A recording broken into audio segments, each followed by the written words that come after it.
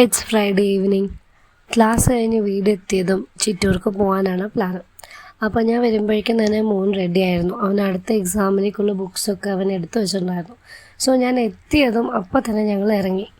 പോകുന്ന വഴിക്ക് അനുശ്രീ മാമിനെ കൂടെ കണ്ടു. അപ്പോൾ വഴിയിലൊരു 2 മിനിറ്റ് നിന്ന് സംസാരിച്ചിട്ടാണ് പോയത്.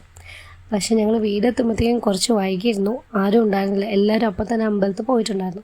അപ്പോൾ ഇന്ന് ചിറ്റൂർക്ക് പോകാനുള്ള ഉദ്ദേശം ഇന്ന് അച്ഛൻ്റെ കെട്ടുന്നറിയാണ്. അപ്പോൾ ഇന്ന് രാത്രി തന്നെ അച്ഛൻ ശബരിമലയ്ക്ക് പോകണം. അങ്ങനെ വീടെത്തിയതും ബാഗൊക്കെ വെച്ച് അപ്പം തന്നെ ഒന്ന് ഫ്രഷപ്പായിട്ട് അമ്പലത്തിലോട്ട് പോയി. ഞങ്ങൾ പോകുമ്പോഴത്തേക്കും കെട്ടുന്നറ സ്റ്റാർട്ട് ചെയ്തിരുന്നു. അച്ഛടെ ആയിട്ടുണ്ടായിരുന്നില്ല. അപ്പം ഒരു 20 മെമ്പേഴ്സ് ഒരുമിച്ചിട്ടാണ് അവർ പോകുന്നത്. അപ്പോൾ അച്ഛനെ കെട്ടുന്നറിയ കഴിഞ്ഞു. ഒന്ന് തൊഴുതിട്ട് കുറച്ച് നേരം അമ്പലത്തിലിരുന്ന് അപ്പോൾ തന്നെ വീട്ടിലോട്ട് വന്നു. ഞാൻ വീട്ടിൽ വന്ന് വീഡിയോ ഇടാനായിട്ടാണ് കേട്ടോ മെയിൻ തിരിച്ച് വീട്ടിലോട്ട് വന്നത്.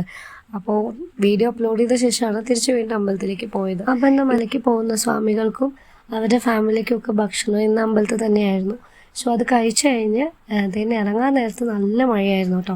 കുറച്ച് നേരം വെയിറ്റ് ചെയ്ത് പിന്നെ അവിടെ വേറൊരു ചെറിയ അമ്പലമൊക്കെ ഉണ്ട്. അവിടെ കയറി തൊഴുത ശേഷമാണ് അവരെ സെൻഡ് ഓഫ് ചെയ്ത് ഞങ്ങൾ തിരിച്ചു വന്നത്. പിന്നെ അച്ഛൻ തിരിച്ചു വന്ന് ദീപാവലിക്ക് ആഘോഷിച്ച ശേഷമാണ് ഞങ്ങൾ ഇനി പല്ലശ്ശേരിക്ക് തിരിച്ചു പോവുക.